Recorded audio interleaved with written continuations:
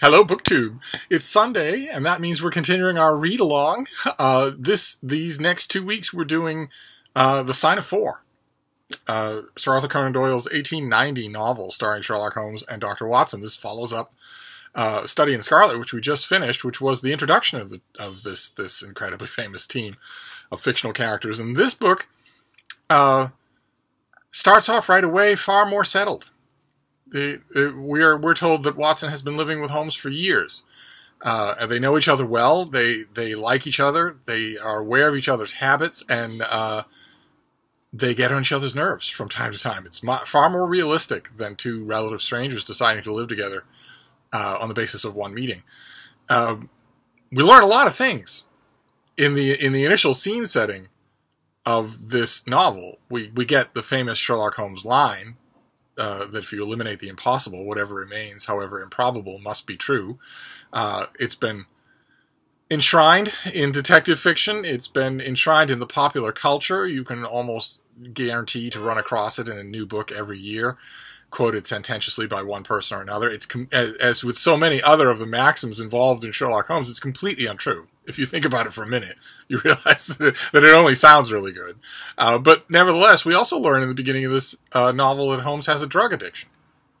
That 3 times a day he takes an injection of either morphine or cocaine, which both substances were relatively legal at the time that Doyle wrote the story. But even so, Dr. Watson, a trained medical man, views this with disgust and finally remonstrates Holmes and says, this is taking a toll on you. And what about how the dark periods that follow? Of course, we would interpret that now as withdrawal. We would interpret the toll we now understand to be far greater in that it's addiction. And Holmes says that he does it for stimulation. He does it because boredom is intolerable to him, because he needs problems to solve. Again, that doesn't hold up really well. The police over at Scotland Yard, who he holds in contempt, he says that they're usually out of their depth. They have plenty of problems that could occupy him. I guess maybe his response would be that those problems are so simple that they would bore him anyway. But in Sign of Four, Doyle quickly provides him with a problem that is genuinely perplexing. A beautiful young woman named Mary Morstan appears at 221B Baker Street with a mystery. Her father, an officer in the British Army in India, disappeared years ago. And in the intervals between then and now, she has received in the mail every year a lustrous pearl, an extremely valuable pearl. And just recently, she received a letter saying that she is a wronged woman who will have justice, and proffer of a meeting. And the person who's described where he will be and when he will be there has said she may bring 2 friends. She brings Holmes and Watson to get to the bottom of what this is, what's going on, what happened to her father, where these pearls are coming from. And they are embroiled right away in a story. There are twin brothers, the Sholto brothers, who are the sons of an army officer who served with Mary Morstan's father in India and in the Andaman Islands. And quickly there comes the story of a treasure that was brought back to England, and maybe a tontine, a group commitment that was broken, that maybe there are people out there questing for revenge, that in fact this original pact that now comes to be known as the Sign of Four might have no honorable people connected with it in any way. The Sholto brothers, the father of the Sholto brothers, has long since died. And when they realize that there may be a treasure on the grounds of their home, Pondicherry Lodge, they start tearing up the grounds. And eventually, Brother Bartholomew, one of Bartholomew Sholto, figures out that he does an exhaustive measurement, not of the grounds, but of the house, and realizes that there's a space that he can't account for, and that means there's probably a hidden compartment somewhere. And it turns out there is. There's a hidden compartment in the ceiling of one of the rooms, and there's the treasure chest. And he's exultant when he finds it, and then shortly afterwards is found murdered. A great scene where Holmes and Watson and his brother are on the premises at Pondicherry Lodge. They look through the keyhole and see his face. They see the face of Brother Bartholomew, only he's clearly dead. when they break down the door and examine the room, they find that he has a thorn lodged in his neck, and that it's certainly poison. And there's a hole in the ceiling, and the chest is gone, and Holmes tells the brother, yes, suspicion is going to fall on you immediately as the suspect here. What you need to do is go to the police, make a clean breast of it, tell them what you've discovered, and offer to help them in any way. And the minute the brother leaves, Holmes tells Watson, well, now we have half an hour of our own where we can examine this before the police tromp all over it and destroy any hint of what happened here. And Holmes does examine the room, and it's a great scene. There are a number of, even in these first 6 chapters, there are a number of scenes that clearly show us that Doyle has worked a long way towards perfecting his portrayal of Holmes as a crime-solving machine. Not just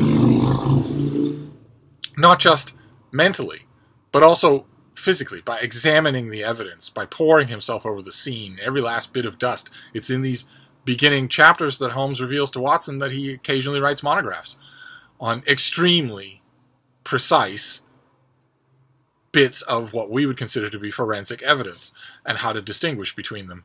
Watson calls him a master of trivia, and doesn't mean it as an insult, but it's true, and it gives a little more shading to these scenes like the ones we saw in Study in Scarlet, where Holmes falls onto his face on the floor with a magnifying glass in order to scrutinize things that other people are ignoring. And he realizes by examining the room that 2 people were involved in the theft of the treasure and the death of Thaddeus Sholto. One of them had a peg leg, which is outre enough as a detail. But the other one, as Holmes points out, the other one raises this case above the level of the ordinary. When he lays out some of his basic deductions about that other person to Watson, Watson is horrified and says, a child helped commit this crime. And Holmes is completely unresponsive, which your first reading through might look like assent, but really what you realize is, when you think about it, it just means that is the obvious but wrong deduction. And that's where our 6 chapters leave off here. We have been masterfully laid out the full details of a case and have a pretty clear idea of who we're looking for. And I wanted to point out a couple of things about this that I think are remarkable. One of which is that we get several instances in this that we only get really, in my opinion, only one instance in Study in Scarlet, where we get a sense that Arthur Conan Doyle was in his own way, a really good writer. And oddly enough, as one of you pointed out in the comments field for the Study in Scarlet, I think the moments that we get that most clearly in Study in Scarlet are in that bizarre, otherwise unaccountable digression to the American West. The prose in that section is actually at times quite remarkably good. And the same thing is true in The Sign of Four. Like, for instance, when Holmes and Watson take the case, Doyle digresses for a long paragraph on the weather, which I guarantee you, a great many of the magazine pulp trade writers of his time. This was done for Lippincotts, an envisioned English expansion of the American magazine Lippincotts, but a great many writers in his position would not have done this. And this is the paragraph. It was a September evening, and not yet 7 o'clock, but the day had been a dreary one, and a dense, drizzly fog lay low upon the great city. Mud-colored clouds drooped sadly over the muddy streets. Down the Strand the lamps were but misty splotches of diffused light, which threw a feeble circular glimmer upon the slimy pavement.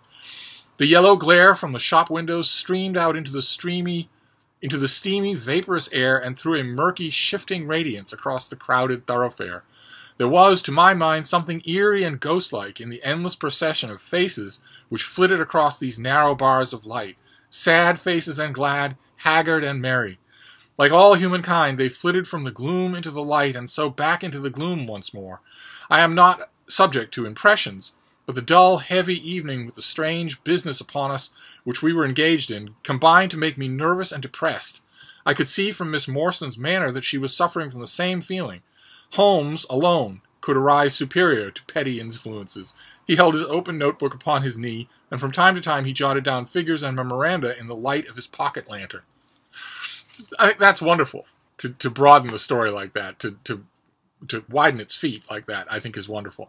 And there's another thing that's remarkable in this story, a meta twist that, honestly, I don't think there's any hint in A Study in Scarlet that we're going to get this meta twist. I think it comes out of nowhere, and I love it. At the very beginning of the story, we're told that Watson wrote A Study in Scarlet up as a popular account of the adventure that we have just read, and that Holmes read the account and disapproves of it. And Watson bristles at Holmes's disapproval and thinks to himself, well, you know, Holmes disapproves of the color that Watson adds in, much like the paragraph that we just read, and says that it's like adding a romance plot to a proposition of Euclid. And Watson doesn't take that in the way that it's intended. Instead, he thinks, well, this is just egotism. He's upset that I included anything in the story other than himself. But he doesn't say that. And that's fascinating. And it adds an element to these stories that is, I don't know if it's equal in the original detective fiction of its time, or a couple of decades later, where one of the characters is writing the stories that we're reading, but we're reading about him writing them. That's just fascinating. And it will, of course, give rise to an entire industry of Sherlock Holmes pastiche fiction. Because if Watson is writing the stories, he tells us that he is. He tells us that he's establishing a bit of a name for himself as a chronicler of Sherlock Holmes. And he also tells us at one point, famously, that he has many stories, the notes of which he has never written up. And that has given rise to a million Sherlock Holmes pastiche stories. That idea that there are other stories, there are other adventures. And where we end off here is with Sherlock Holmes discovering small pieces of physical evidence, creosote and the like, in the room where Bartholomew Choteau died. And all that's left now is for him to get a little help in tracing those elements. And the help he gets is also a famous part of Sherlock Holmes' Iana, and that is Toby, a dog who can track these things anywhere in London. But we don't meet Toby yet. We'll meet him next. So we're done with these first 6 chapters, and then we'll move on to finish The Sign of Four next Sunday. But for this Sunday, I want to ask you, one of the main questions I always ask, especially when I'm introducing people to Sherlock Holmes for the first time, and I'm getting them to read in order, so starting with The Study in Scarlet and then moving straight on to Sign of Four. The main thing I always want to know, but I also want to know it from people who've read these things before, maybe out of order or maybe in order. What differences do you sense between the two? Time has passed for our characters.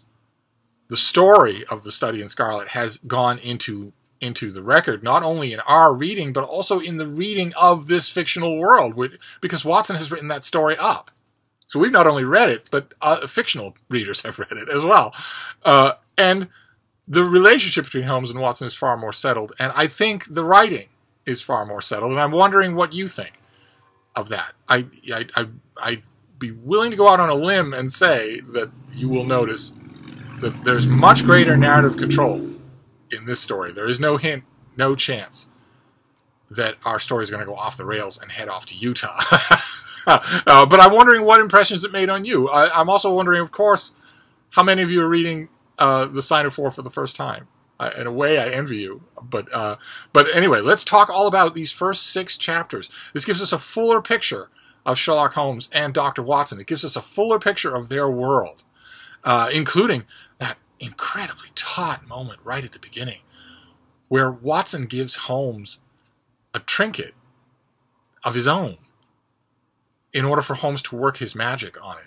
And Holmes says, well, it belonged to your older brother.